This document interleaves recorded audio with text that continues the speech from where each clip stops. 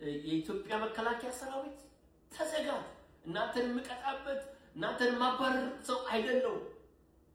ወንድማችሁ ነኝ።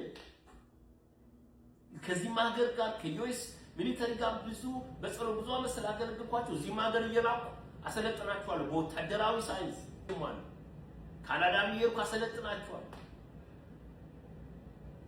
ከአረብ ሀገሮች ጋርም ከነሳውዲ በጣም ጥሩ ግንኙነት አለ። ከአፍሪካ ሀገሮች ጋር አምታለኝ ጋር ከቻይና።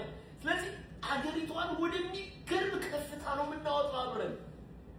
ጠላት ቀንሰን ወዳጅ አብዝተን አሁን ያላችሁ የአብይ አህመድ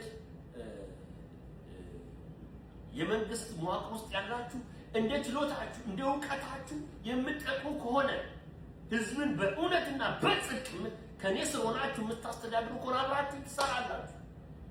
የኔ ቀይ ላይን ጋይስ ውሸት፣ ማጭበርበር፣ ማታለል፣ ኢትዮጵያንን ማጎሳቆል በእስር ቤት ከፖለቲካ ነው። there is no way። በቃ ኢትዮጵያን መሰደድ፣ በቃ ኢትዮጵያን መግደል። ኦሮሞ ስለሆነ፣ አማራ ስለሆነ፣ ሙስሊም ስለሆነ፣ ጴንጤ ስለሆነ፣ ኦርቶዶክስ ስለሆነ ማንም ኢትዮጵያ ምድር ላይ አይገድል። የመግደልን ክፉ አውሬ መንፈስ በኢየሱስ ስም ወጋል። በናዝሬቱ በኢየሱስ ስም ዙፋንን ቀዳል። በኢየሱስ ስም ቀዳል። ስትሮንግ ሆልድ አዲስ አበባ ላይ፣ መቀሌ ላይ፣ ኢትዮጵያ ላይ ተቀምጠ ደም ታጠጣ ደም ታፋስስ ክፉ መንፈስ በኢየሱስ ስም ውጋ። በኢየሱስ ስም ውጋ።